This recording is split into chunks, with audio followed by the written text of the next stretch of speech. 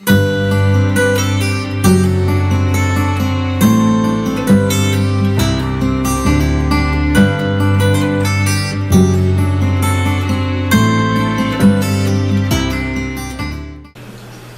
bem, gente, nós vamos prosseguir com o nosso estudo e nessa primeira fase nós estamos analisando questões do Livro dos Espíritos. Iniciamos há alguma semana o capítulo de número 3 da segunda parte. Esse capítulo vai abordando para a gente a respeito da volta do Espírito, extinta a vida corpórea, a vida espiritual. O retorno nosso à parte espiritual, depois de uma experiência significativa aqui no plano físico. Por que a gente vai entendendo? Mesmo que o ser, no processo da experiência encarnatória, ele acabe escolhendo no plano comportamental atitudes, comportamentos, direcionamentos que não retrate com positividade aquilo que enobrece o espírito, e se tratando das virtudes, esse caminho desvirtuado, ele vai ser a diretriz da criatura, de modo que mais cedo ou mais tarde ela caindo em si, possa estabelecer uma diretriz na fixação dos valores dos princípios nobres. Obviamente com muita dor e com muito sofrimento. Quando a gente traz isso, e a própria espiritualidade nos mostra esses direcionamentos, é para mostrar para nós que nada se perde. E a gente acenar o coração, diante, às vezes até mesmo, de pessoas ligadas pelo vínculo afetivo aos nossos corações. Porque mesmo elas estando ali, aparentemente, num caminho desviado e tortuoso, mais cedo ou mais tarde ela vai cair em si. E vai retornar com a experiência amealhada para um caminho positivo. Não se perde. Obviamente que vem as consequências. Não é deixar de nos mostrar isso. Toda ação corresponde a uma reação. E vamos perceber que a criatura vai encontrar situações dolorosas, difíceis. E que pode até mesmo estar acontecendo conosco na atualidade. Face ao que foi feito, ao que foi realizado no passado. E uma vez que a nossa consciência está relativamente desperta para essa movimentação positiva, compete a nós um trabalho mais significativo nesse sentido. Tanto é que nos encontramos aqui. O objetivo de estarmos aqui pode ser até que um problema, uma dificuldade nos trouxe, mas vai chegar a orientações positivas, de modo realmente a nos proporcionar uma diretriz mais significativa na experiência que avançamos. Então nada se perde. Tudo caminha positivamente para o enobrecimento do espírito, dentro das experiências escolhidas. Uma coisa que a doutrina espírita nos mostra, dentro dos vários princípios que são apresentados, é o princípio do livre-arbítrio, a liberdade de escolha, a liberdade de ação no plano da vida, no plano da existência. Então, vamos observar num leque abrangente que se encontra no nosso orbe, as criaturas diversas fazendo diversas opções e se lançando no plano prático do comportamento, convivendo com o próximo, com o semelhante, agindo, influenciando o meio, sendo influenciada pelas circunstâncias em torno. E nessa movimentação todos estamos avançando de alguma forma, né? Então a gente tem que entender esse movimento. Será que Deus esqueceu da humanidade? De forma alguma. A gente vai percebendo que o olhar, utilizando aí uma simbologia do Criador para conosco aqui da Terra, está atento, sem dúvida alguma. Agora ele deixa que a gente caminhe um certo ponto, por um certo período, ao sabor das próprias escolhas e dentro das diretrizes que as leis estabelecem, que vão estabelecendo contenções, que vão se dando ao longo do tempo. Então o período é um período de transição, é complexo, mas estamos protegidos, estamos amparados, melhor dizendo, pelas diretrizes superiores dentro do contexto da vida da existência. E o mais importante é trabalhar no coração, na questão do amor, da fraternidade, da compreensão, do entendimento, né? Então isso tem realmente proporcionado a muitas criaturas, a muitos de nós, uma relativa harmonização, harmonia consciencial. Porque ao respeito ao próximo, ao respeito ao semelhante, à consideração às criaturas que se encontram numa caminhada evolutiva, no mesmo circuito que nós achamos. O respeito é de fundamental importância. E muitas criaturas foram sensibilizadas em função dessa postura. Foram respeitadas no campo de eleição até estranho que elas levaram efeito. Então ela vai lembrar desse respeito. Há vários casos, há várias histórias, né, de pessoas que passaram por essas situações. E na sequência do nosso estudo, iniciou-se há algumas semanas o subitem que vai abordar de uma forma mais direcionada, mais objetiva, os pontos que diz respeito à separação da alma e do corpo. A gente fala, né, que a única certeza que nós temos na vida, quando aqui encarnados, é que mais cedo ou mais tarde a gente retorna ao plano espiritual. E embora as religiões, de um modo geral, elas mostrem para a gente, elas trabalham muito em cima disso, duas situações de forma direcionadas, em que a criatura vai estar num ambiente harmônico, uma relativa felicidade, representando aí na imagem do chamado céu, das pessoas que foram positivas no plano comportamental e estabeleceram aquelas diretrizes que a consciência determina, elas chegam melhor no plano espiritual. Né? Vão se encontrar dentro da imagem trabalhada, uma simbologia, o céu. E a doutrina espírita entra nos detalhes disso, nós vamos trabalhar aqui também. Ou então, aquele que não soube se posicionar segundo as diretrizes apresentadas, de uma forma positiva no campo moral, vai encontrar regiões, ambientes de sofrimento, denominado outrora como sendo inferno. Né? A doutrina espírita vem e esclarece isso para nós. É o estado feliz ou o estado infeliz da criatura, que não vai ficar ali eternamente, nem numa situação nem na outra. Apenas por um determinado período, se o momento, se a situação é de sofrimento, até desativar na consciência o estado íntimo que a mantém como imantada naquele ambiente. Aí o exemplo clássico que nós temos disso é André Luiz. Permanece 8 anos nas regiões inferiores, que ele classifica para nós como sendo umbral, até desativar da sua consciência, do seu mundo íntimo, aquele estado de alma que o mantinha imantado naquele ambiente. Então, embora possa ser um local, um ambiente de dor e sofrimento para aqueles que se encontram afinizados com aquela estrutura, não deixa de ser um local em que o amparo está presente. Porque reúne a criaturas para exonerar o clima mental dela, preparando-as para um novo ambiente melhor. Como aconteceu com o André Luiz. Ficou ali 8 anos, foi retirado ali com a ajuda de Clarencio, foi para o nosso lar. E lá iniciou toda uma trajetória positiva, diante das próprias experiências pelas quais ele vai passar. As experiências no plano físico criou para ele um clima mental que o levou para aquela região espiritual. Afinidade. Automaticamente a associação, né, a pessoa é conduzida pelo ambiente, automaticamente. O quadro, a vibração, há toda uma estrutura nesse sentido. Mas permanece ali um período em que ele vai exonerando. Porque ele mostra para a gente rapidamente, no primeiro capítulo do livro Nosso Lar, que ele realiza todo um trabalho de autoavaliação. Obviamente com um período longo, mas ele resume ele para a gente. Ele faz uma introspecção. Ele começa a analisar a si próprio diante do quadro de dor e sofrimento que ele estava vencendo. Tinha conhecimento na área científica, que o ajudou no campo do trabalho, mas esse conhecimento mais amplo não dava condições de se equilibrar nesse novo ambiente. Não era recursos, não representava recursos positivos nesse sentido.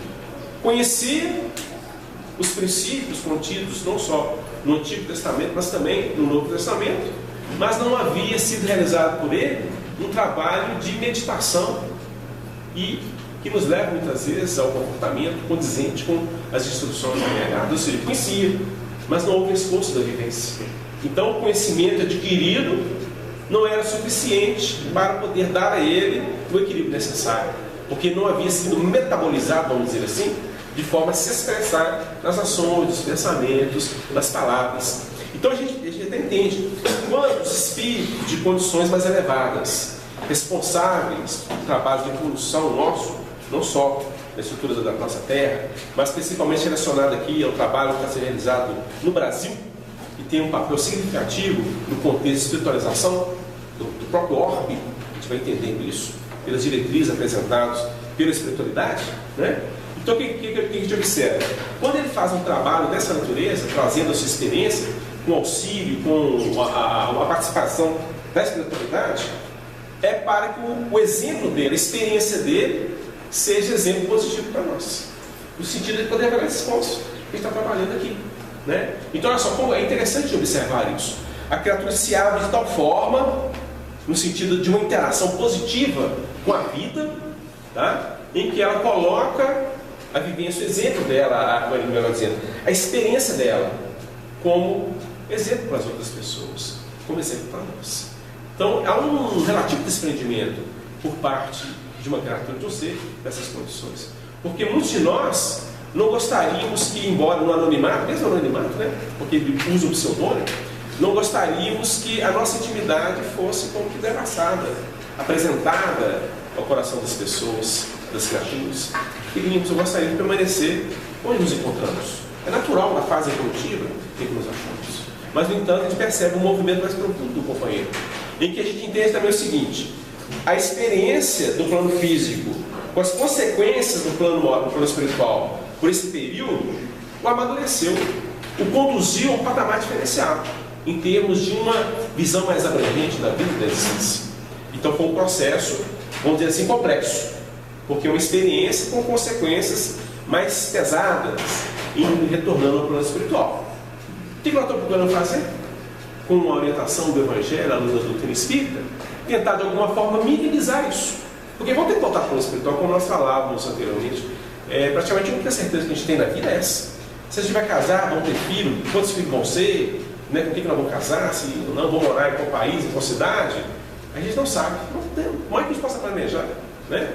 Às vezes a pessoa faz um planejamento já mais novo, não, quando eu for adulto e estiver trabalhando, depois de formado na faculdade, eu quero morar em tal cidade. Tem todo o direito de trabalho com esse objetivo. Mas a vida traz outros direcionamentos, né? Não, lá seria interessante, mas a vida, né, quando a gente fala da programação até estabelecida por nós, não vai ser lá não, porque lá, você quer ir para lá, você já tem experiências nesse ambiente, significativas. Agora, a experiência na formação do espírito seria importante nesse outro ambiente. Então, a vida, entre aspas, naturalmente nos conduz para um ambiente que vai ser melhor para a gente. Vamos encontrar pessoas, criaturas vinculadas ao nosso coração, até aquela com a qual vamos associar nessa vida, nessa existência, para a dinâmica da vida, da caminhada de aprendizado nosso, está nesse outro local, né? Onde pensamos, não. Então a vida nos leva para aquele local. Mas a desencarnação não é certeza. Mais cedo ou mais tarde, ela vai se dar, ela vai ocorrer conosco. E o objetivo primordial é esse: retornarmos ao plano espiritual melhores do que quando saímos de lá. Deus impõe uma encarnação, o espírito de encarnação, né? Com o propósito de fazer chegar à perfeição, esse é o objetivo. Então temos que voltar melhor. Pelo menos o objetivo é esse. E vamos estar atentos nesse sentido. Então, quando a gente está aqui analisando, estudando, meditando nos princípios, nos valores espirituais de ordem mais elevada, é para que a gente consiga fazer um trabalho em termos de uma reestruturação íntima, sem a necessidade de tanta dor e tanto sofrimento. Tantas complexidades que muitas vezes surgem na vida nossa, na existência do ser, e que não seria nessa vida, pelo menos plantar, semear, para que na encarnação seguinte a coisa seja mais positiva. Deus não quer a morte do pecado, não quer essa transformação. Então a gente vai entendendo que as diretrizes do Pai, do Criador, em relação a todos nós, é para que as coisas fluam da forma mais harmônica possível. Mas depende da gente. A lei estabelece isso. Agora depende da forma como nós vamos lidando com as diversas situações da vida da existência. Semeamos e vamos colher. Da mesma natureza da semeadura feita, da semeadura realizada. Então, embora a gente vai observar que essas questões elas são apresentadas de uma forma mais detalhada pela doutrina espírita, mas as religiões, de um modo geral, mostram isso para nós. Aquele estado de felicidade para os justos e de dor e sofrimento para aqueles que não souberam ou não trabalharam no sentido de positivar em si as virtudes, os valores superiores. Então isso está sendo trabalhado de uma forma, né, em todas as religiões de modo geral. A doutrina espírita entra nos detalhes. E uma coisa importante a gente vai observar, que vai ser trabalhado nessas questões, vai trabalhar no processo da separação do corpo, do espírito do corpo, né? Há um processo de ligação que vai se dar na encarnação, mas há também um processo de desvinculação. O espírito, ele como que se desvincula do corpo e passa agora a morar positivamente no plano espiritual. Porque essa separação ela se dá todos os dias conosco. Quando nos lançamos para o descanso noturno, né, que é habitual, você vai descansar após um dia de trabalho, de atividades, nesse instante, nesse momento em que o corpo está descansando e estamos dormindo, o espírito afasta-se do corpo. E vamos procurar os ambientes segundo a natureza íntima que nós apresentamos, segundo as tendências que nós estamos procurando desenvolver em nosso coração. André Luiz, por exemplo, ele dá notícia para nós, ele ficou, a princípio, foi o primeiro contato dele, ele ficou um pouco surpreso ao observar alguns espíritos se movimentando na esfera espiritual, em ambientes mais harmônicos, e realmente ele percebia uma espécie de um cordão de prata, ele denomina como sendo um cordão de prata, ligado aqui à região da nuca, chamada fossa romboidal. Então, quando ele vê aquilo, sabe o que está acontecendo? O que é isso, né? Aí os benfeitores explicam que são companheiros que estão se movimentando no plano espiritual, mas ainda estão ligados ao corpo físico, estão encarnados, mas os espíritos se movimentam. E no caso específico, em análise, esses companheiros estavam no plano espiritual em tarefas de ajuda, de auxílio a irmãos em dificuldades, seja encarnados ou desencarnados. Então, onde que está o coração dessas criaturas? No trabalho de ajuda, de auxílio ao próximo. Então, não importa se está encarnada, olha, se está efetivamente ligado ao corpo, na vigília do dia a dia, o coração dela está ali atenta no auxílio ao próximo, no auxílio ao semelhante. Adormeceu para o descanso diário, o espírito afasta-se do corpo e vai continuar fazendo aquilo que é da alma dela, do espírito dela, que é ajuda ao próximo, ajuda ao semelhante. Aí os benfeitores aproveitam a disposição desses nossos companheiros e os direcionam para o trabalho específico, porque há possibilidades de que aquela ajuda, aquele auxílio beneficie pessoas, criaturas condizentes com a possibilidade que ele tem de prática do bem, né, e do auxílio semelhante. Então a dinâmica da pessoa, a dinâmica da criatura, onde estiver o vosso coração, onde estiver o vosso tesouro, estará no vosso coração. Então a pessoa se habituou, ela criou esse estímulo e passa a agir assim, de uma forma positiva. E vamos perceber também que do lado complicado a mesma coisa vai se dar, né? A gente pode trazer um exemplo de uma situação que acontecia, foi noticiado aí durante um bom tempo na televisão, aquele episódio, por exemplo, da Serra Pelada, onde os garimpeiros estavam ali recolhendo ouro, né, pateando, aquela coisa toda. Então o que é que a gente observa e entende perfeitamente? O corpo ia dormir, descansar, para onde que o espírito ia? Ia para um lugar lá onde estavam durante o dia bateando, né? Então, se a gente pudesse observar o ambiente espiritual no momento da noite, quando eles estavam descansando, muitos, se não a maioria, voltavam para o ambiente, estavam lá caçando ouro. Por quê? O coração da criatura estava nesse salão de enriquecimento. Então, onde tiver o tesouro, ela estará no coração. Então, não tem como operar uma mudança abrupta. A mudança vai se dar de forma paulatina, por esforço, pela boa vontade, pela perseverança, pela dedicação e pela busca do conhecimento. A criatura vai ter condições de agir de uma forma mais positiva. Então, a doutrina espírita vai nos auxiliar a entender melhor esse momento, em que, definitivamente, os laços que unem o espírito ao corpo estão sendo cortados, usando uma simbologia, estão sendo desfeitos, porque a vitalidade do corpo vai deixar de existir. E a criatura vai movimentar-se agora no plano espiritual, com toda a liberdade possível, né? É interessante porque o Léo até trabalhou isso na semana passada, fazendo a recapitulação, a primeira questão que é a 154, onde eles perguntam se é dolorosa a separação da alma do corpo. Os espíritos falam que não, positivamente que não é doloroso.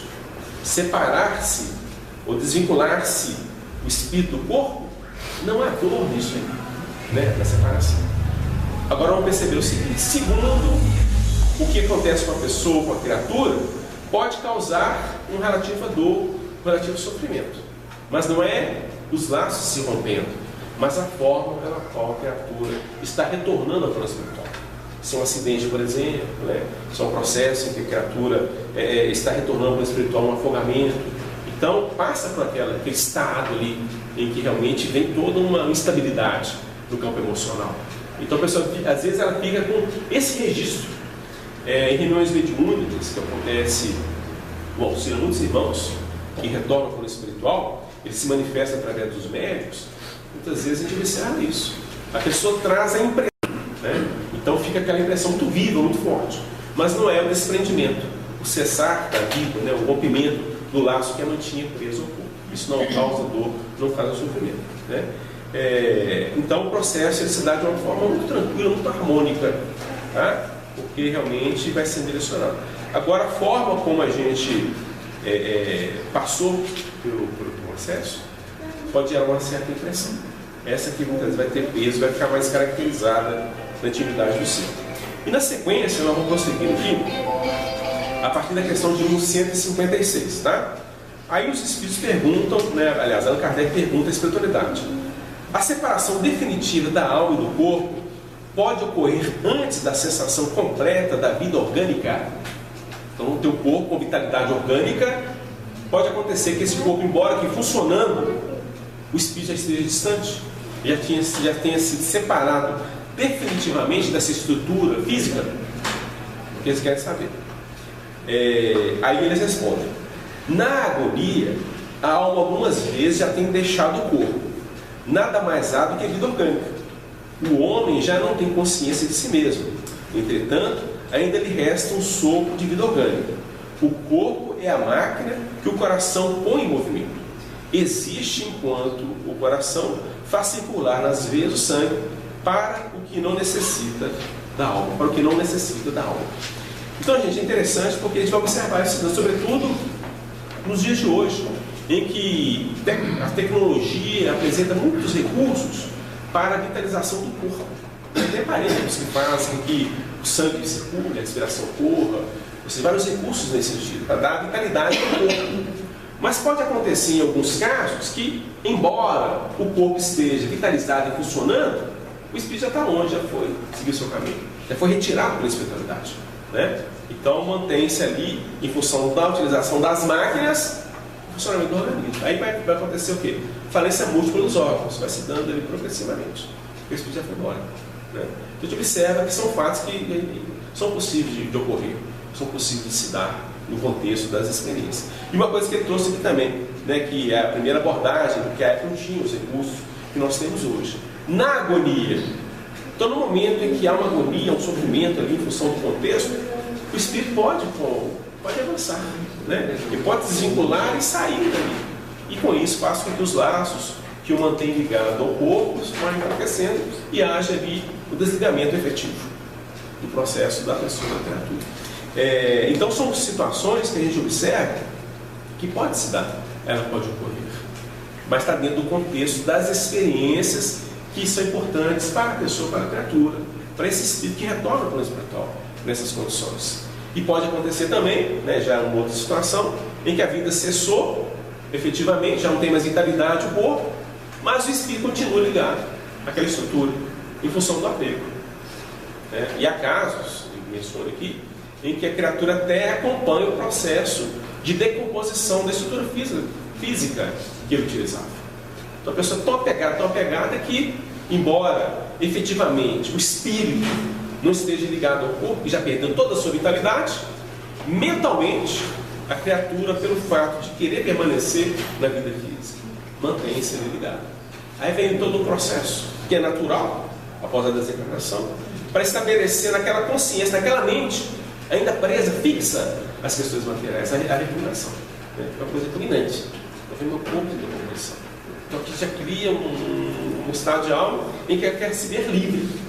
Né? E a partir daí, então, a criatura então desprende-se efetivamente. E por mais às vezes, gente, que os benfeitores queiram atuar ajudando a pessoa, ajudando a criatura, eles não podem também trabalhar de forma abrupta. Tem que ter aberturas, onde a própria misericórdia ajuda-nos a vencer certas situações que, num plano mais abrangente, não estamos definitivamente prontos para uma situação melhor, vou colocar assim. Mas com uma abertura, se a misericórdia divina ela atua em favor das criaturas e a intercessão por aqueles que já têm condições, aí pela abertura apresentada a pessoa é conduzida, o espírito é conduzido. Mas se não houver abertura, tem que esperar, né? A pessoa verdadeiramente querer sair daquela situação, querer estar numa outra dimensão, numa outra dinâmica. Foi o que aconteceu com a Luiz. Você percebe isso naturalmente no relato que ele vai fazer no primeiro capítulo do Nosso Lar, né? Ele faz primeiramente a observação do ambiente externo em que ele se encontrava e depois de um certo tempo ele volta para dentro e começa a fazer um trabalho introspectivo até o momento em que ele sente a necessidade de fazer uma prece, ou seja, as aberturas sendo construídas na intimidade do companheiro a partir do constrangimento que ele está vivenciando. E no processo, trazendo como exemplo, e entendemos que no processo da desencarnação também, ligado ao corpo, está no processo em que as forças, energias que se ali associaram estão sendo desfeitas, né? A criatura está pegada que ela mantém-se ali até o momento em que, pelas circunstâncias, ela quer sair daquela situação. Então o corpo não consegue mais ver o que está acontecendo. Então são pontos interessantes, porque uma coisa que a gente está entendendo no processo evolutivo, a gente pode analisar em síntese duas situações. Aquela que positivamente a criatura deseja, ela quer, e a partir daí ela se lança ao trabalho.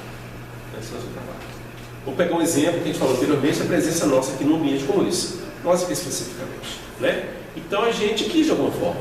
Estávamos em casa, podemos estar em casa, na televisão, assistir um filme com a família, sair para uma festa, qualquer coisa que a vida social nos apresenta, e é legítimo.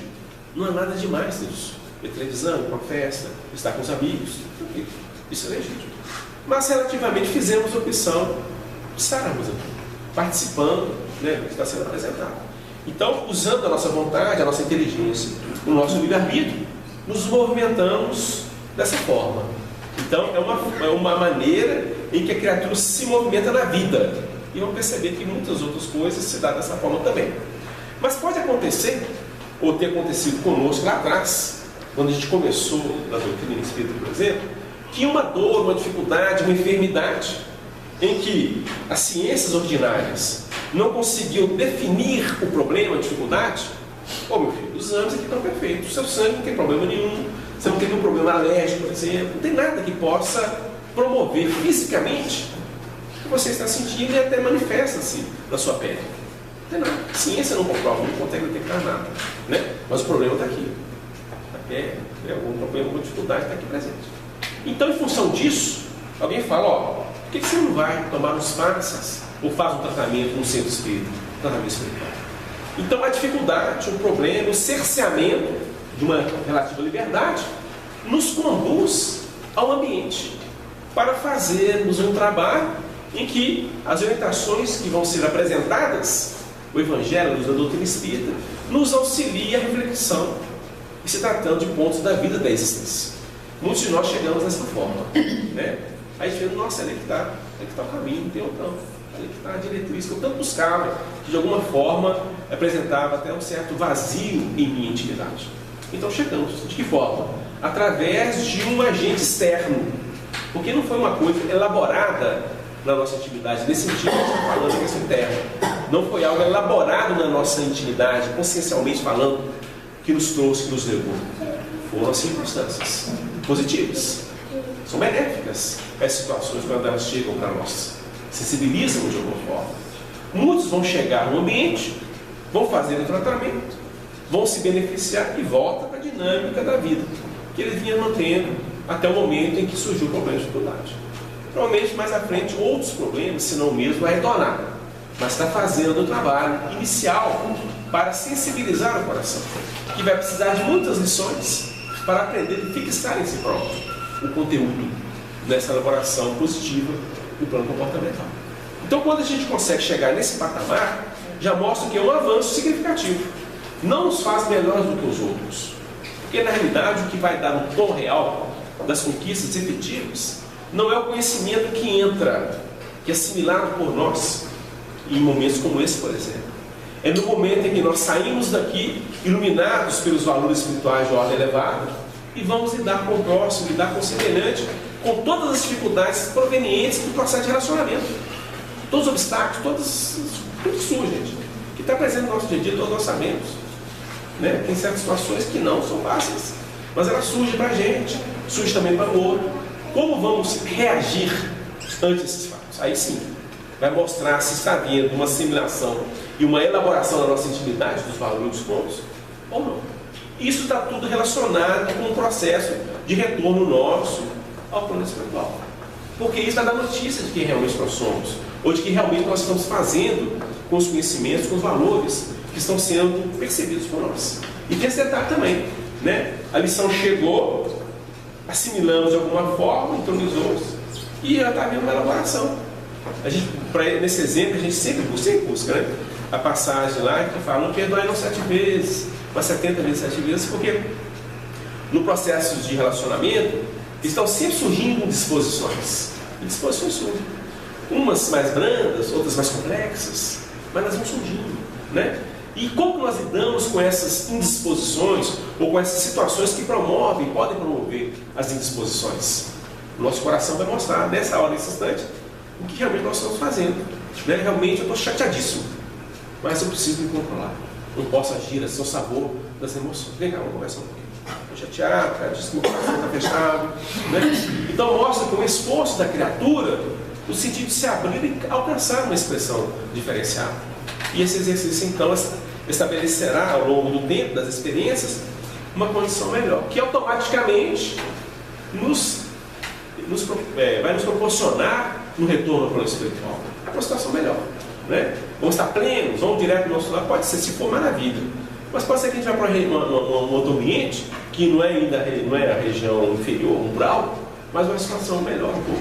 Opa, conquista, porque saímos do umbral, né? Vou colocar assim um exemplo, saímos do umbral, passamos com experiência no plano de aprendizado, voltamos, então retornamos, mas não retornamos direto para o umbral, conquista, ou seja, o objetivo encarnatório está cumprindo o seu papel dentro das diretrizes divinas. Deus impõe uma encarnação com o propósito de chegar à perfeição. Então, nesse novo retorno ao plano espiritual, eu não estou sendo conduzido pela afinidade para as regiões inferiores. Já consigo um ambiente um pouco melhor. Então, eu conquisto, vou melhoria, né? Então, assim a gente vai conduzindo e futuramente, sem dúvida alguma, situações melhores vão surgindo. Então, nós vamos registrando o conceito da espiritualidade. No processo da desencarnação, tá? O estado de agonia pode fazer com que o espírito se afaste abruptamente do corpo. E, naturalmente, eles vão aproveitar esse momento para estabelecer ali o desligamento definitivo. Porque a gente vai observar o seguinte, a gente já teve notícias disso há um tempo atrás, isso foi de alguns casos até de pessoas famosas, em que foi dado como morta. O enterro se deu, mas depois tiveram notícias através do médico, que não estava presente quando a criatura desencarnou, que era um processo de letargia, aquela morte aparente, né, que pode se dar com as pessoas. Então, aparentemente, a morte está aí presente, que não registra sinal de vitalidade da estrutura física, né? A pessoa, às vezes, no caso, foi enterrado, foram lá, tirado, né, do sepultamento, e a pessoa não tinha realmente virado dentro do caixão, porque acordou e naquele desespero acabou virando, mostrando que houve ali o despertamento. Então, quando aparentemente a pessoa está morta e a vida volta, ou seja, a vitalidade retorna, é porque os laços não foram cortados de forma definitiva. O espírito, de alguma forma, mantinha-se ligado ao corpo, tanto é que a vida voltou. Se deu o corte de forma definitiva, não tem mais como não. A morte se deu, a vitalidade não volta mais para aquele corpo, tá? O espírito não retoma aquela experiência. Se ele tiver que usar uma outra estrutura, vai ser uma nova encarnação. Então a morte estabelece esse rompimento definitivo dos laços que prendiam o espírito ao corpo, tá? Então é o que caracteriza a desencarnação da pessoa, da criatura. Na questão 157, eles perguntam: no momento da morte, a alma sente alguma vez qualquer aspiração ou êxtase que lhe faça entrever o mundo onde vai de novo entrar? Eles respondem: muitas vezes a alma sente que se desfaz os laços que aprendem ao corpo. Emprega então todos os esforços para desfazê-los inteiramente. Já em parte desprendida da matéria, vê o futuro desdobrar-se diante de si e goza por antecipação do estado de espírito, né? É muito significativa essa resposta aqui, gente, porque Allan Kardec, melhor dizendo, a espiritualidade, na resposta às perguntas feitas por Allan Kardec, eles apresentam como que uma resposta para atender os espíritos em condições medianas, para perceber situações diferenciadas. Por exemplo, eu falava anteriormente que aquele que, se for sua própria vida, né, o que vai acontecer? O estado de sofrimento dele vai ser muito grande. Ele não vai encontrar esse estado venturoso que ele está mencionando aqui, vislumbrando a vida do plano espiritual. Ele vai estar no plano mental, pelo suicídio, fechado, de muita dor, de muito sofrimento. Mas uma condição mediana em que a criatura está num processo natural, em que, vamos dizer assim, a média de comportamento, de atitudes no campo moral é positiva, há uma média legal, bacana, né, positiva, a criatura vai estar dentro dessa condição, em que a partir do momento que os laços vão sendo rompidos, ela vislumbra o plano espiritual e já começa a sentir uma certa felicidade, uma certa alegria em função do fato de alcançar a libertação. Porque o corpo é uma prisão. Estamos como que presos na estrutura física pela necessidade evolutiva. Então é como que a liberdade se fazendo para aquela criatura para crescer. Mas como a gente tem falado, tem sido mencionado pela espiritualidade, depende do estado de alma do ser, depende do estado de alma da criatura. Alguns vão entrar até nessa condição do êxtase, porque vivenciam muito mais profundamente essa questão da liberdade, da movimentação do plano espiritual. porque ela já está movimentando-se no plano espiritual com mais intensidade. Vou voltar no exemplo que nós falamos anteriormente, daqueles que, embora encarnados, no desprendimento parcial do corpo, durante o sono físico, trabalham no mundo espiritual, movimentam-se no plano espiritual. Então essas pessoas, quando ocorrer o laço, o direcionamento para o cumprimento definitivo dos laços, ela vai ter uma felicidade, um êxtase, porque ela já se movimenta e agora vai alcançar o estado do espírito, né, de uma forma efetiva, sem um vínculo com a matéria. Então é interessante observar isso. Você quer trazer um ponto, sabe, para nós dessas questões? Só enfocar aqui que a alma, ela tem a sua liberdade, né, como o Márcio lembrou, diariamente, ou quando ela não está no estado de vigília do dia, né? Então, quando a gente dorme, a alma se emancipa e vai de encontro aos seus interesses, né? Quando o interesse é elevado, ela vai para cursos, para ensinamentos que possam despertar o seu lado mais evoluído. Mas, geralmente, a humanidade está muito presa ainda a interesses menores, né? De nível inferior. E acabamos perdendo oportunidades de aprendizados elevados e ficamos no ramerrão, no nosso dia a dia nos aprisiona. E lembrando também que a vitalidade, enquanto ela existir no corpo, a vida está presente. No momento em que o tônus vital se esvaece, aí não tem jeito, o espírito tem que desenvolver a sua parte ou ir de encontro àquilo que o atrai. E é muito comum, se nós não temos um preparo espiritual, se nós não buscamos no nosso dia a dia, nas relações humanas, tentar desenvolver um conteúdo mais elevado, é muito comum quando a gente desencarna, existem aqueles espíritos vampirizadores que ficam aguardando nos portais lá onde somos enterrados, né, dos cemitérios, a oportunidade de sugar energia vital. Mas quando nós buscamos algo realmente de conotação mais elevada, evidentemente que há uma proteção espiritual e aqueles amigos benfeitores resguardam aquele corpo até o momento em que ele possa ser levado para o interior da terra e ali a natureza faz o seu papel. E depois que a tônus sai do corpo, os vermes que existem no corpo devoram tudo, mostrando que a misericórdia do Pai está presente, porque o corpo sendo buscado pelos animálculos menores, ele vai ser levado mesmo para a natureza, né? Volta de onde ele veio. Gente, muito bem, nós vamos encerrar por aqui o estudo dos Espíritos, semana que vem de prossegue, e vamos passar para a Wagner e dar sequência ao estudo. Nós estamos pedindo a Deus que continue a nos abençoar no nosso trabalho. Vamos aqui avançar na segunda epístola de Paulo a Timóteo, que a gente vem analisando há algumas semanas. E temos aqui, vamos retomar a partir do versículo de número 8, quando Paulo conclui uma série de movimentos de confiança testemunhada em Timóteo, em quem ele vestia como se fosse pai, investindo no filho, do testemunho de nosso Senhor, nem de mim, que sou prisioneiro seu. Antes participa das aflições do Evangelho segundo o poder de Deus, que nos salvou e chamou com uma santa vocação, não segundo as nossas obras, mas segundo o seu próprio propósito e graça que nos foi dada em Cristo Jesus antes dos tempos dos séculos, e que é manifesta agora pela aparição de nosso Salvador, Jesus Cristo, o qual aboliu a morte e trouxe à luz a vida e a incorrupção pelo Evangelho, para o que fui constituído pregador e apóstolo e doutor dos gentios. Então nós estamos vendo um movimento muito interessante de reflexão de Paulo acerca do que é a missão daquele que encontra o Evangelho.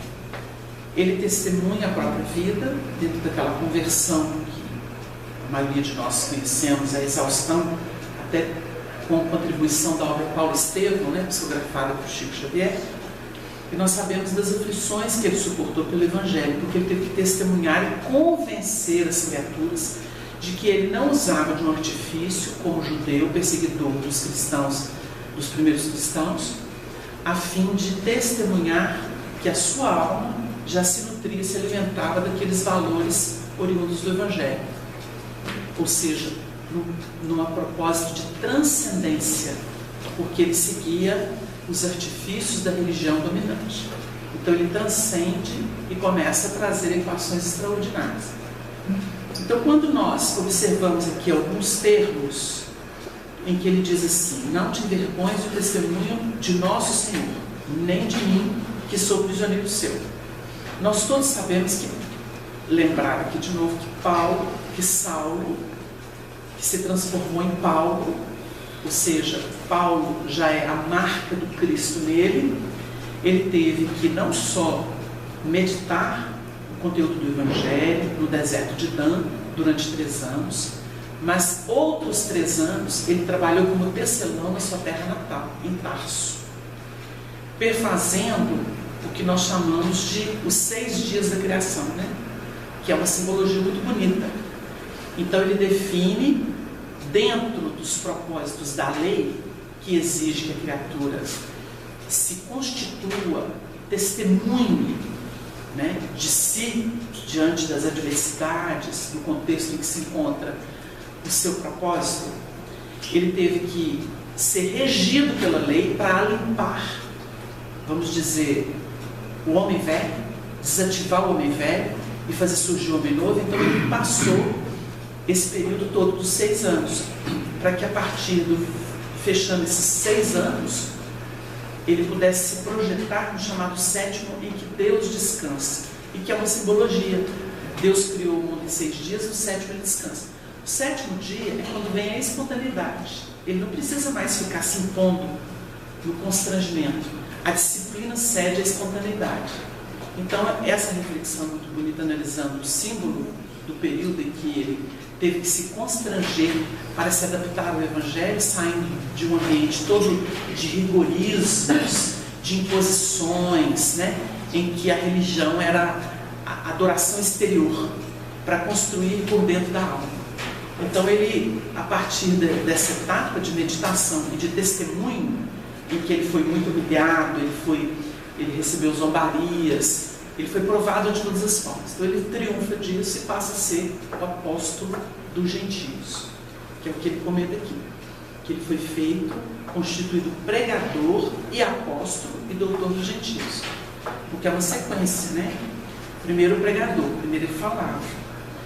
Apóstolo é o que vivencia, porque ele passou a receber todas as agressões que o Cristo sofreu, que os seus seguidores começaram a sofrer, ele passou a sofrer. Então ele se converte em apóstolo. O discípulo é aquele que aprende, que está aprendendo. O apóstolo é aquele que vive, que aplica. Então há uma diferença. O apóstolo é aquele que vivencia no seu cotidiano o propósito que recebeu anteriormente. Então ele vai viver essa fase do apóstolo e se especializa. Ele se torna doutor dos gentios, porque ele era doutor no sinédrio dos judeus. Então, se ele alcançou uma projeção no círculo da sua raça de ser um doutor da lei, que ele conhecia a lei de cor salteada, ele trabalhava a lei com recursos exegéticos, né, de argumentação que ninguém conseguia derrubar, ele se torna então doutor dos gentios, que é uma alusão à sua missão dentro do cristianismo. E é muito bonito isso. Quando a gente, por exemplo, tinha oportunidade de ouvir o Chico falando sobre sua tarefa, ele ia falar assim, ele era médium, e era médium que materializava espírito, médium que via espírito, ouvia espírito, que saía do corpo, que conseguia o dom ele se transportava e o perispírito dele se materializava em outro lugar, ele estava fisicamente no lugar e o espírito dele se aparecia para muita gente em outro lugar. Então ele tinha essa peculiaridade, bilocação, né? Então a gente vai perceber que ele tinha várias mediunidades. Mas quando indagaram ele falou assim, eu vim para produzir os livros que iluminam e educam. Ou seja, tem todas as mediunidades, mas o foco principal era a produção do livro que educa e ilumina. Esse era o testemunho do Chico. Então a gente nota que o Paulo teve a sua especialização. Da mesma forma que a gente vai analisar que Tiago menor, ele ficou preso ao mundo judaico e continuou seguindo aqueles rigores de oferenda, de postura do mundo judaico. O Paulo rompeu com os judeus e foi trabalhar o gentio. O gentio eram todos os povos que não eram judeus, nem herdeiros desse povo, como as outras tribos. Então, os povos considerados pagãos eram chamados de gentios, que era uma conotação até de... eles são menores, eles são perdidos, eles não são de Deus. É mais ou menos o que a gente vê em algumas religiões que olham e falam assim: aquilo é criatura, não é filho de Deus. Vocês entenderam? Então existe essa presunção ainda herdada do estudo do Antigo Testamento, em que o povo era considerado povo escolhido, o resto não, era criatura. Entenderam? Então isso ainda vige em algumas, vamos dizer assim, numa denominação religiosa que se diz cristã, mas carregam esse preconceito. Então se cercam, montam um clã e falam assim: tudo para nós que somos de Deus, os escolhidos, o resto não. O resto é criatura, tem que converter, senão... Então essa filosofia de religião exterior, ela predomina tanto no Islã, né? Porque se não é de Alá, não parece. Mais ou menos por aí. É o que a gente tem visto, né? Que na verdade foi estabelecido pelo próprio profeta nos seus ensinamentos. Tem que converter para ser de Deus. Então tem cristão que age da mesma forma, né? Ou crê ou morre, né? Mais ou menos isso. A história é muito triste. E hoje a gente ainda vive o resquício da Idade Média que estabeleceu isso nas religiões. E muitos de nós podemos até olhar para o outro, e se a gente, por exemplo, é espírita, isso pode nos tomar também. Se a gente é espírita, a gente olha e fala assim: ele ainda está nessa. A gente pode tirar, ter esse tipo de comportamento. Está errado. Está errado. Porque as escolas existem para atender às muitas necessidades. Nós temos escolas que equivalem a um jardim de infância, outras no primeiro grau, no segundo grau, depende da abordagem, se é mais profunda, se é mais objetiva, se é mais essencial. Mas vai ter escola para todo tipo de alma, porque tem aula que é infantil, tem aula que já está mais avançadinha, né? Já está mais juvenil, tem aula mais madura. Então nós temos muitas escolas, muitas escolas. Aliás, só existem as muitas expressões de crença para atender a essa demanda interna dos indivíduos. Porque nós sintonizamos com propostas que nos atendem. Então hoje a gente estava falando sobre eleição, e quando o indivíduo, por exemplo, ele se depura pelas muitas encarnações, ele vai conseguindo alcançar o âmago das propostas. Então ele não se prende mais à forma, mas aos conteúdos. Então nós vamos encontrar, mesmo dentro do espiritismo, pessoas que são muito formalistas. Muito formalistas. Nós temos gente aí que dá pancada para defender questão doutrinária. Mas a questão doutrinária, ela tem que estar em vigência dentro da alma da pessoa. Não é na pancadaria que ela dá nos outros, né? E isso estabelece preconceitos, vaidades, né? Estabelece vaidade, porque a pessoa fala assim: eu sou. O Saulo tinha essa presunção. Quem estuda a história do Saulo, por isso é importante o testemunho dele aqui, ele tinha essa presunção, ele olhava assim, era lixo. Eu sou o doutor da lei, era lixo. Os principais, os príncipes dos sacerdotes, que eram os principais, que era a nata do conhecimento judaico, olhou para Jesus na cruz e falou assim: você não é o Filho de Deus? Salve-se a si mesmo. Provocou ele, no sentido de que você não fala que é o Filho do Todo-Poderoso, cadê o seu Deus que não te tira da cruz? Eles falaram isso para ele, zombaria. Agora, muita gente lê isso no pensamento muito humano, que dominava a cabeça dos judeus da época, e dizem assim: é mesmo, né? Se ele era Filho de Deus, por que ele não sair da cruz e não joga um raio na cabeça daquele povo e mostrar que ele tinha poder? Teria estragado toda a missão. Toda a missão. Por quê? Porque a missão de Jesus era revelar a potência moral do ser. Não era a aparência exterior. A aparência exterior a religião fazia. Manda matar, manda prender, manda pôr no calabouço, tira a riqueza dele e passa para nós. Isso a religião fez. Desde a antiguidade. Agora, a questão era essa? Não, não é. Não é guerra de força. É a força do direito. Não é mais o direito da força, é a força do direito. Por quê? Com Jesus preso na cruz, sem pecado, se dando, sem reclamação, sem amaldiçoar, ainda falando em perdão, para Deus perdoar, ele ressuscita e mostra a vida espiritual. Porque tudo dele era a vida futura, não era a vida presente. Meu reino ainda não é deste mundo. Se o meu reino fosse deste mundo, eles entenderiam a minha língua, mas não é. Então, quando ele é morto, ressuscita e começa a lidar, né? Primeiro com Maria de Magdala, os discípulos de Emaús, os 12, porque Judas já havia sido substituído, né? Os 12 discípulos, trancados no ambiente, ele aparece com as chagas, com as marcas. Depois para os 500 da Galileia, e na história humana apareceu e conviveu e orientou muitas criaturas convertidas à luz divina, né? Poderíamos lembrar muitos vultos. Teresa d'Ávila conversava com Jesus, via Jesus, né? Tem episódios lindos da vida de Teresa d'Ávila, que é uma santa da Igreja Católica, que viveu em torno de 1500. São João da Cruz e outros vultos da história. Mas a questão era toda moral, porque Jesus se torna uma referência de resistência, confiança em Deus, de humildade, de renúncia, de solidariedade para com as nossas misérias. Então ele se torna uma luz acesa. Jesus fez o que nenhum avatar, nenhum iluminado no mundo, na história do mundo, fez. É, por excelência, o Filho de Deus. E o João escreve com muita propriedade que ninguém conhecia Deus, mas o seu Filho unigênito se fez conhecer. Por quê? É o Filho que está identificado com o amor, que é a única força, a única lei suprema do universo. Então a unigenitura é para onde todos caminhamos. Todos vão amar aquela potência. E todos se unem na mesma faixa vibratória. É nesse sentido.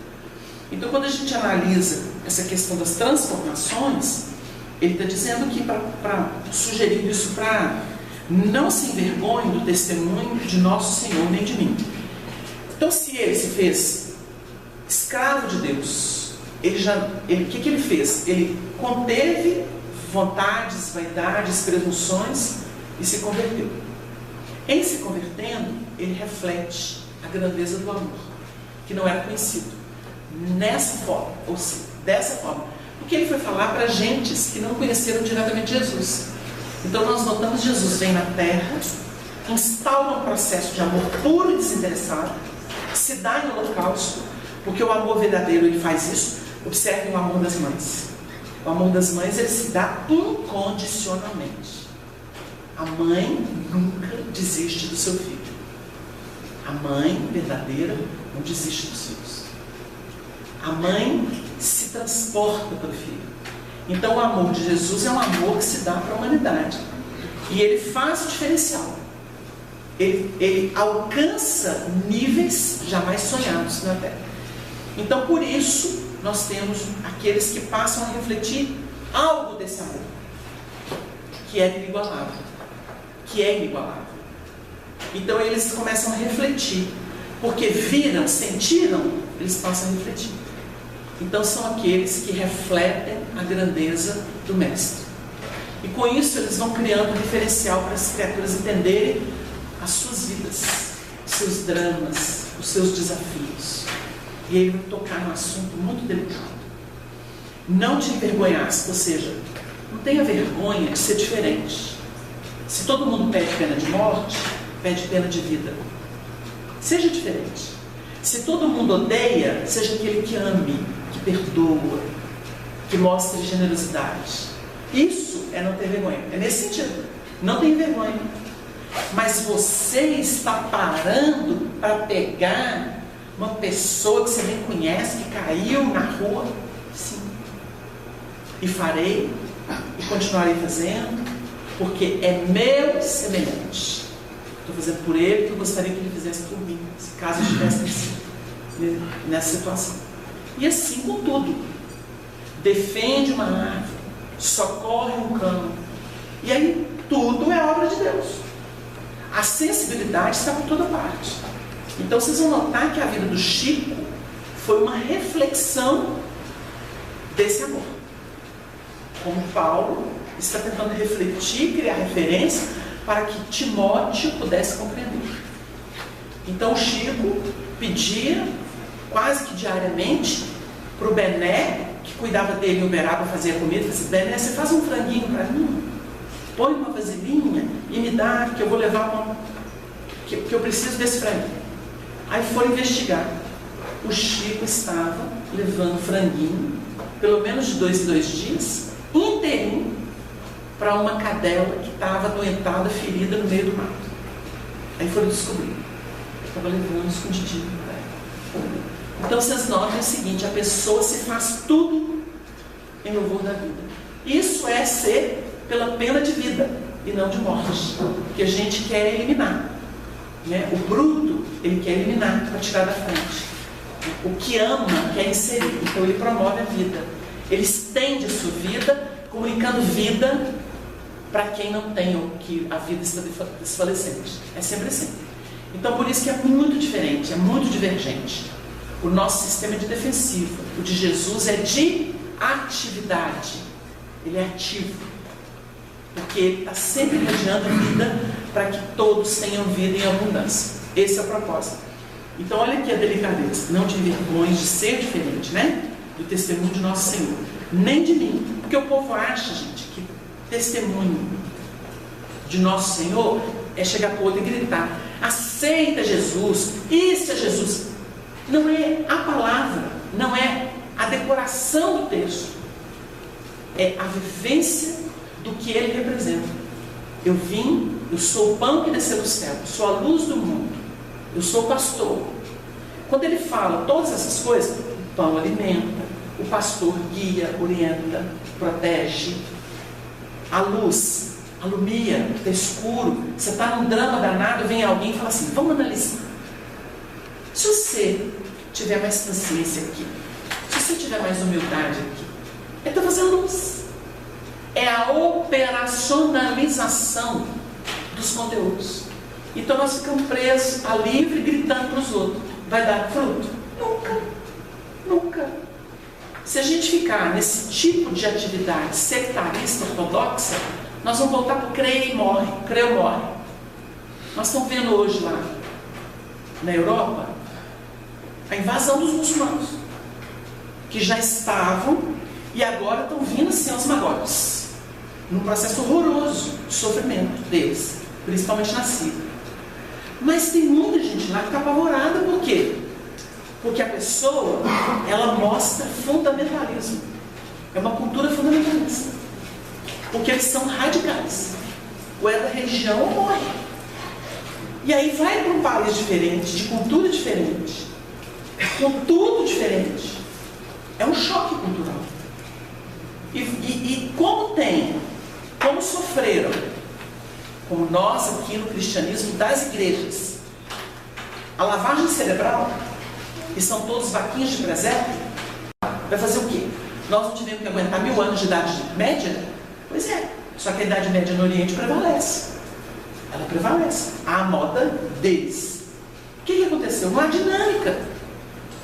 Então você analisa e fala assim: o choque cultural em que os elementos vão entrar em conflito. A gente viu um vídeo outro dia, o pessoal dito cristão sai com cruz na rua, num bairro onde predominam muçulmanos, na Inglaterra.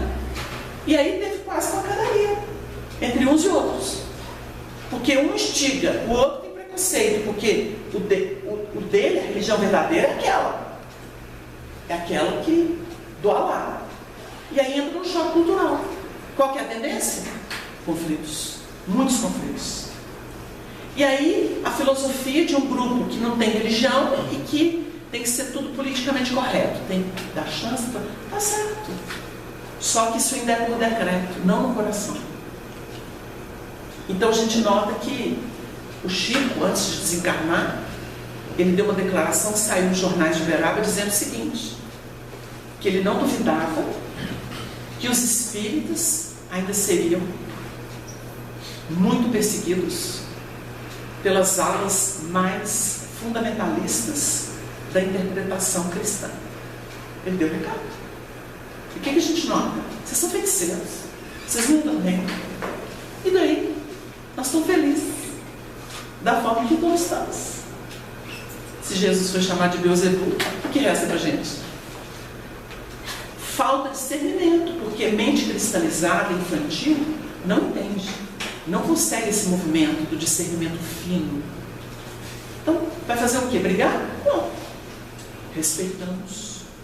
Temos que sair na frente no plano do respeito, do entendimento. Então, quando a gente analisa, o não envergonhar não é gritar contra o outro, é fiz-me tudo para todos, fiz-me fraco, como fraco para os fracos. Eu não sou fraco, mas eu fiz como. O Chico fez isso. Como é que o Chico fez? Saiu, o cara estava com ele na tarefa, tinha dado uma fugidinha para fumar. O cara ficou com vergonha, se quando eu disse, não, eu também gosto, eu não tenho tempo. Foi a saída do Chico, para não humilhar o outro. O elemento não tem visto, não, é porque hoje o meu estômago não está muito por esse lado. Ele dá uma desculpa. Aí vai virar, como é que é o presunçoso? Como é que é aquele que a religião é externa para ele? Você come carne? Você ainda fuma? Aí atazana o outro. Então, na verdade, ele faz o papel do obsessor. Cobra feio, põe o dedo lá no filho. Então, fiz-me fraco, fiz-me como fraco para os fracos. É adequação. Ninguém consegue sensibilizar as pessoas pela agressão, pela cobrança, né? A gente está vendo isso nos relacionamentos. Quanto mais na relação se cobra um do outro, mais a relação esfria e se torna desinteressante. E quando a pessoa chega aqui chorando, acabou o relacionamento. Como é que você cultivou seu jardim? Como é que você cultivou os sentimentos mútuos? Como é que você fez isso? Dando pancada? Colocando fogo? Não vai nascer mais nada, não? Não nasce. Tem que ter cuidado, tem que ter carinho, tem que ter paciência. Né? A paciência não é uma coisa religiosa, não. É a ciência da paz. A paciência é o movimento da adequação. Quando o indivíduo se faz de tudo para que o melhor aconteça. Então tem hora que é aquela história da água fluidificada, né? Chamada de água santa, que o Chico recomendou para a mulher. Quando ele tiver para chegar em casa, você põe a água santa na boca. É porque ela não vai falar besteira. O problema é calar a boca. Não soltar as farpas, as inconformações, as revoltas, as insatisfações. Porque todo mundo tem luta. Todo mundo luta. Então a pessoa vai se educando com artifícios externos, né? Eu pus a água hoje, vou pôr amanhã de novo. Isso. Então ela vai começando a se habituar a ficar em silêncio. Essa coisa do voto de silêncio, né? Que foi extrema nos mosteiros, nos conventos. O voto de silêncio é um propósito de natureza espiritual que nos convida a não valorizar o mal. O mal é transitório. O bem é eterno. Mas o mal é transitório. Então, vai valorizar para quê? Eu vou entrar na guerra do povo que não gosta de política? Que não gosta do momento político? Mas eu vivi desde a infância debaixo de ditadura, de abuso, de corrupção. Não é novo. Eu vou brigar agora? Vou ficar aí alimentando esses ódios, essas coisas? Tem mais o que fazer na vida. As pessoas que encontraram Cristo, elas são diferenciadas. Não porque falam dele, mas porque buscam aplicá-lo. Esse é o testemunho aqui. Então, olha, não envergonhe do testemunho de nosso Senhor, nem de mim, sou prisioneiro seu. Antes participa das aflições do Evangelho, segundo o poder de Deus. E a gente começou a trabalhar semana passada. O que é participar das aflições do Evangelho? Gente, dói tanto implantar a luz, porque a sombra grita. eu tenho um oceano de sombra e uma gota de luz, que a misericórdia fez gotejar aqui em mim. Olha que lição do Evangelho. Mas eu tenho um condicionamento que tem força de lei e que quer vir com toda a fúria dele para fora. Olha, no meu critério, eu cortava a cabeça do indivíduo. Mas agora eu estou no Evangelho, então o Evangelho pede que eu me contenha. Então eu estou gemendo, minhas caras estão até pulando, mas eu estou sorrindo. Uns gritos truncados, para não sair o colesterol. Aí o Evangelho segundo o Espiritismo vai falar sobre essa transformação. Existem pessoas que pensam e fazem, está tudo para fazer. Outras só pensam, tem um impulso, mas não fazem, se contém. Metade do caminho feito. Tem outras que não pensam e nem fazem. O trabalho está feito. O Chico Xavier saía aí com vontade de morder os outros. Não. O Chico, às vezes, ele ficava um pouco entristecido. Ele falava assim, que pena, né, meu filho? Que pena. Ele lamentava a pessoa. Mas ele não tinha ainda, porque o outro fez isso, usou o nome dele, porque o outro abusou da credibilidade dele. Isso aconteceu demais. Em torno de luz tem treva, gente. A gente vai aprender nisso. Eu aprendi isso com uma amiga, que ela virou e falou assim, essa pessoa eu entrevistei no congresso dos 100 anos do Chico. E pena que ela falou tão pouco, né? Se escondendo. Mas ela me ensinou, ela falou assim, ó, o Chico é luz, mas em torno dele tem treva, não se iluda. Vocês entenderam? Tanta gente problemática grudava no Chico. Tanta gente problemática. Teve gente que tinha uma qualidade e que às vezes acenava para o Chico de longe, falava assim, engraçado, a gente não tem oportunidade de conviver com o Chico. Aí o Chico explicou o assunto. Muitos mourões juntos não dão boa cerca. O Chico era um grande mourão, sustentando a cerca de Deus. Existiam outros. Tinha muita gente que não conseguia ficar perto do Chico. Por quê? Porque tinha muito trabalho. Estava fazendo o papel de mourão deles. Então o Chico mandava um recadinho, de vez em quando cruzava, oi, fulano, oi, querido, reza para mim, reza para mim. Era assim. Então os problemáticos grudam e constrangem, inibrem e tornam a tarefa da pessoa difícil e prova a capacidade da pessoa.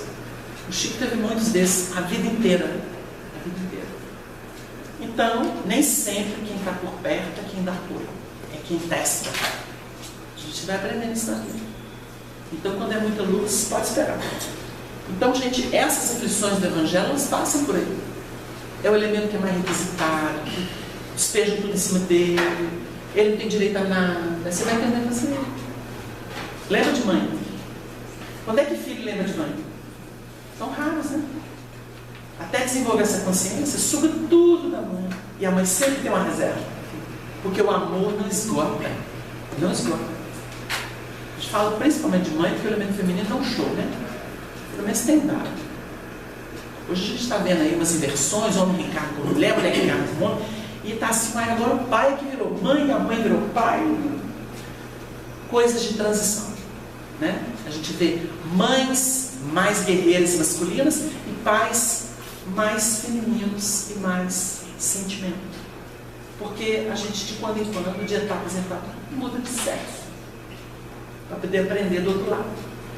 Então você fala assim, engraçado, os pais estão mais mães do que as mães que estão mais pais. E é por aí.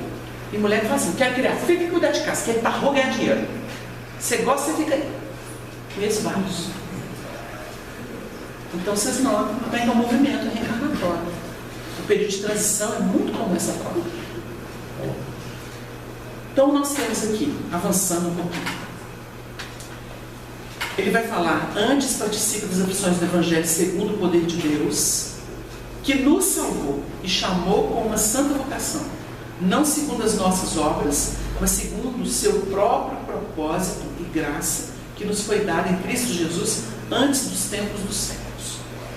Paulo tem uma epístola dele que ele escreveu assim, Jesus é o mesmo ontem, hoje e para sempre. Porque ele tinha uma concepção do universo de evolução extraordinária. Ele vai dar testemunho disso em várias epístolas. Ele conhecia o assunto. Então, quando ele fala de Cristo Jesus antes dos tempos dos séculos, ele está falando de Jesus lá no período em que, expressando a vontade do Criador, ele superintende a criação do planeta. O planeta foi criado com a gestão dos recursos por próprio Cristo, o próprio Jesus que nós conhecemos. Então Jesus é o verbo do princípio, porque ele materializa no planeta Terra a vontade de Deus, que é reunir aqui bilhões de seres e que ele quer tomar conta. É o pastor das ovelhas. Então, quando Paulo aborda o assunto, ele fala antes dos séculos, porque com a definição do planeta é que começa o nosso tempo, o tempo da Terra, que é diferente do tempo de Sírios, de um planeta de Sírios, de Marte, de Júpiter, de Saturno, do Sol. O tempo é diferenciado. O nosso tempo é esse. Porque nós estamos situados dentro de um contexto. Nesse contexto nós temos um condicionamento. Isso em termos de macrocosmo, e temos ainda o tempo íntimo nosso. O nosso tempo. Então nós vivemos em termos de gravitação dentro de uma complexidade que nós começamos a abordar o assunto graças à revelação que o Espiritismo fez das leis universais. Você começa a entender. Então quer dizer, o processo de movimento da Terra em torno de si própria, do Sol, e em relação às estrelas, a planetas, sim, tudo isso define o quê?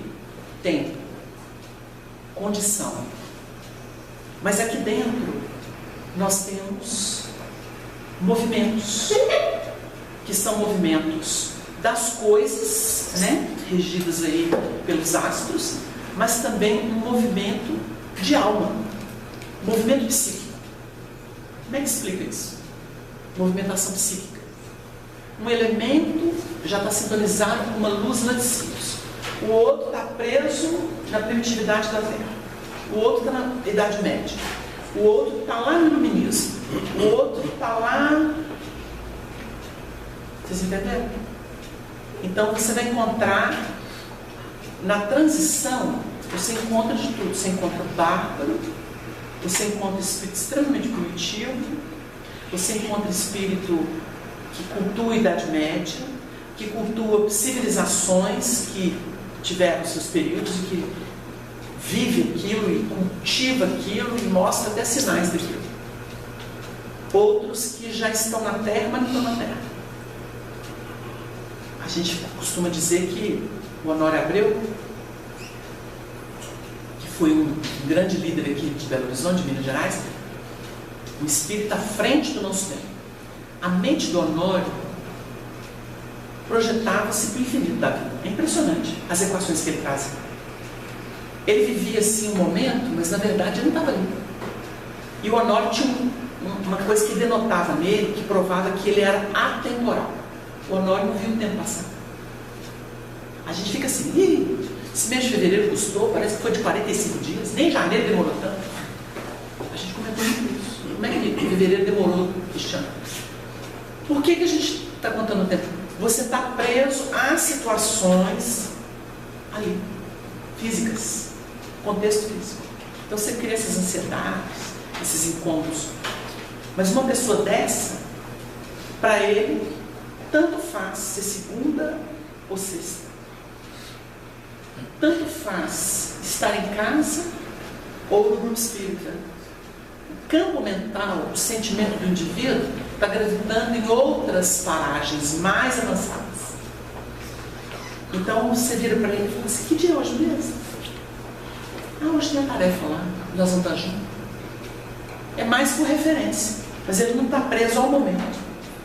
É uma pessoa que na verdade vai transcendendo, porque ele tem equações que ele vive delas, né? São indivíduos que saem da Terra. Aí você entende um Einstein, né? Eu estou entrando, meu filho, eu estou entrando no refeitório para comer, ou eu já comi e já estou saindo? É pergunta de quem vive à frente do tempo. Você vai notando isso nesses indivíduos. Você vai falar para o eu estou sofrendo uma coisa aqui, não sei o quê, e briguei, estou mal, não sei o quê. Ele olha e fala assim, vai com calma no assunto, Mas lembra que lá na frente, você precisa desse testemunho agora, porque lá você vai ter mais liberdade, você vai precisar desse testemunho até para te sustentar, você vai ter outras equações. O indivíduo já está lá na frente, enxergando. Ele não trabalha para o hoje, ele trabalha para o amanhã. Então ele vai abrindo, fazendo conexão do que está lá atrás com o que está lá na frente. Então são pessoas assim. E isso é próprio de quem? De quem vai desamarrando, desfazendo nós, para poder entrar nisso aqui, ó. Nos salvou e chamou com uma santa vocação. Qual vocação? A espiritual. A espiritual é assim: eu tenho alguém que eu tenho paixão, mas não cabe. Então a paixão vai virar fraternidade. Fraternalmente vou cuidar do indivíduo. Eu vou falar no termo que a gente conversa. Às vezes a gente tem atendimento fraterno, a gente tem as pessoas que vêm e falam assim: olha, eu estou perdidamente apaixonado, eu sou casado. Pessoal, qual que é o problema de amar? Nenhum. O problema é regionalizar o amor. Ele não pode ir para baixo vento. Então coloque ele no coração, não tem problema. Você vai amar bonito, e vai ficar feliz, a pessoa vai ficar feliz. Agora não pode ser de nível, porque você está comprometimento. E se veio dessa forma, tem um plano, claro que a lei divina tem moratório. Agora, se você quer amar, não tem problema. Agora, se você quer viver uma paixão, aí complica. Entendeu? Tem que começar a dar nome aos bois. A questão é só de discernir. Discernindo, a gente vai bem. Então, assim, se o indivíduo começa a se desamarrar do imediatismo, ele não é refém da serpente, que a serpente é exatamente essa energia da terra, muito materializada, muito rasteira. Ela é sutil, ela tenta. Não tem problema tentar. Porque o meu projeto é desenvolver asas e não rastejar. Então, a pessoa tem que saber o que ela quer. Eu parei de brigar em casa. Por que você parou de brigar em casa? Porque eu descobri essa vocação, que é linda, e ela me salva. Que vocação? Ah, não sei, eu gosto de disciplina. Eu descobri que eu gosto de disciplina, eu gosto de me conter, que eu gosto de ter poupança. É? O que disciplina tem a ver com poupança? Quem não gasta muito sempre tem. Isso em tudo. Não é só dinheiro, não. Tem gente que pensa assim: nossa, eu tive situações tentadoras na minha vida, mas hoje eu olho para ela assim: graças a Deus, eu não atendi. Porque eu me sinto tão fortalecido de ter resistido, de ter passado, de estar inteiro. Porque, gente, gastar tudo é ir para a miséria. Então, a vida pede prudência. A vida pede prudência. Se eu posso xingar uma pessoa e eu tenho toda a razão, eu devo pensar e falar assim: por que eu vou xingar? Aí eu não xingo essa pessoa. Eu falo assim: sabe uma coisa? Eu estou com muita vontade de xingar e eu estou com toda a razão, mas eu não vou xingar. Não vou xingar. Vou deixar. Vou ver até onde a pessoa vai. Aí passa um dia, passa 2, passa 3, daí a pouco a pessoa está com a necessidade. A pessoa chega perto da gente, tinha todo o direito de xingar, de acabar com ela, e tem um testemunho lá. E a pessoa fingiu que está tudo certo, a gente também ficou assim, deixou para Deus. Aí a pessoa falou assim: ó, eu estou te procurando porque agora o bicho pegou para mim. E eu fiz uma coisa ruim com você, e eu vi que você era uma pessoa que eu podia confiar. Aí a pessoa falou assim: se eu tivesse xingado, né? Aí o Divaldo Franco conta uma história muito interessante. Olha onde chega isso. Ele conta uma história muito interessante. Ele diz o seguinte: que foi trabalhar, isso no período em que ele trabalhava, ele era mais jovem, e foi trabalhar como espírita, muito conhecido, né? Tem a obra dele, faz muita palestra. Diz ele que foi trabalhar. Quando ele chegou no saguão do IPAS, onde ele trabalhava, Instituto de Previdência lá da Bahia, quando ele chegou assim, veio um camarada tão mal educado, o elevador abriu, o camarada deu uma pombada nele, quase que ele caiu, ele rodopiou, o cara entrou no elevador, apertou o botão e já subiu. Deixou ele para trás. Dizendo que aquilo subiu o sangue no rosto dele, que ele falou assim, se eu pego esse cara, mostrar para ele que tem que ter educação. Se recompôs, estava começando um dia de trabalho, apertou o botão, esperou o elevador veio, ele subiu. Quando ele chega no andar dele, na hora que ele está dirigindo para a mesa de trabalho dele, alguém fala assim, Divaldo, tem alguém te procurando. Quando ele olha, o indivíduo atabalhoado, o senhor é o Divaldo Franco? Aí ele viu que era o indivíduo e falou assim, que vontade de falar para ele que ele tem educação. Aí diz ele que deu um sorriso, disfarçou e falou assim, sim, sou eu. O elemento abriu o casaco e falou assim, olha aqui. Quando abriu, tinha uma arma. Eu vou me suicidar se o senhor não me convencer do contrário. E fechou. Aí ele suspirou e falou assim, meu Deus, ia ser um homicídio seguido de um suicídio. Vocês entenderam? Olha o risco que a gente corre. De ser intempestivo, de ser apressado, de não ter longanimidade. Então a gente tem que pensar nessa vocação. Para que é que eu vim na Terra? O que é que eu estou fazendo aqui? Brigar com os outros? Criar sistemas? Exigir lá no meu egoísmo? Não. Eu vim para ser salvo de mim. O grande inimigo nosso está aqui dentro. Dentro de cada um. O pior inimigo da gente está dentro da gente. Porque é esse que faz a gente cair. Não é o de fora. O de fora só vem somar. O de fora é o elemento que vem somar. Porque a sujidade está aqui dentro. Então, se eu seguro, eu vou bem. Por isso que a gente é salvo. Não segundo as nossas obras, porque a gente é muito pobre, mas segundo o seu próprio propósito e graça que nos foi dada em Cristo Jesus antes dos tempos dos séculos. Jesus preparou a terra para a gente poder ter ambiente para aprender o caminho da luz. E Ele veio em pessoa para nos ajudar nisso. Então a gente para por aqui, que o nosso tempo se foi. Agradecemos a Deus e a Jesus pela oportunidade. Se Deus quiser, semana que vem a gente retorna. Muita paz. Muito bem, gente, nós vamos caminhando para o encerramento da reunião e vamos ouvir as páginas coreografadas que a gente leu. Na luz do amor. Todo sofrimento existente no mundo guarda a mesma origem e encontra solução na mesma condição de vida. O amor. Fora do amor surgem os dramas e as enfermidades, por expressão dos desvios morais e por ausência de verdade e luz.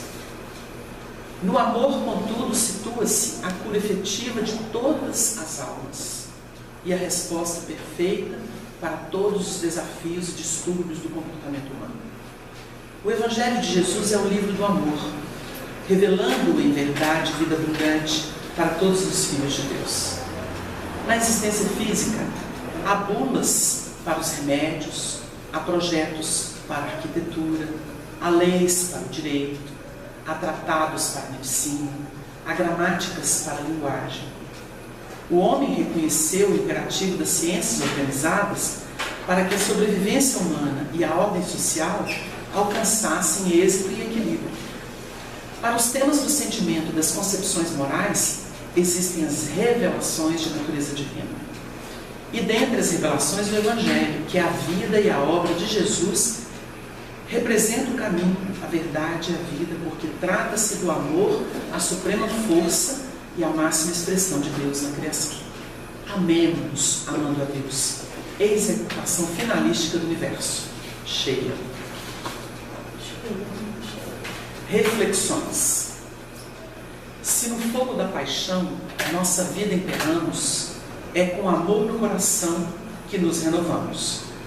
Paixão expede exigências, amor gera luz. No primeiro, só penitências. No segundo, volta Jesus. José Cruz.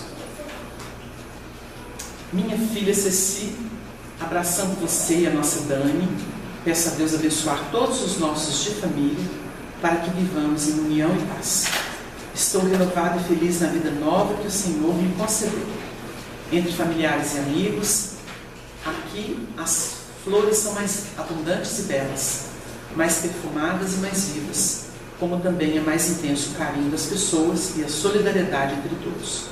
Tenho saudade de todos aí e não deixo de pensar no Gabriel, que tenho por filho sempre presente no coração. Os anos de luta entre vocês foram bênçãos de aprendizado e melhoria íntima. Daqui tento acompanhar vocês e conto com alguns amigos de nosso grupo familiar que tem trânsito livre entre o lugar onde agora moro e a residência de vocês. Quando me sinto mais inquieta em relação aos conflitos e provas que vocês atravessam, os nossos orientadores me lembram que Jesus está cuidando de cada um, dentro das provações e das escolhas que fazem. Peço a vocês, com o carinho e a gratidão que sinto por tudo que você fez por mim, que não se sinta só e nem se revolte pela condição de mulher solteira e sem filhos diretos. Suas renúncias e todo o trabalho que tem para ajudar irmãs, sobrinhos, familiares, gera muitos méritos para a sua alma. Cuida de todos e incentiva sempre o nosso Gabriel, para que ele seja um homem honrado e o pai de família que sempre desejamos. Não foi por acaso que o recebemos em casa tão novinho, tão filho de nossa alma.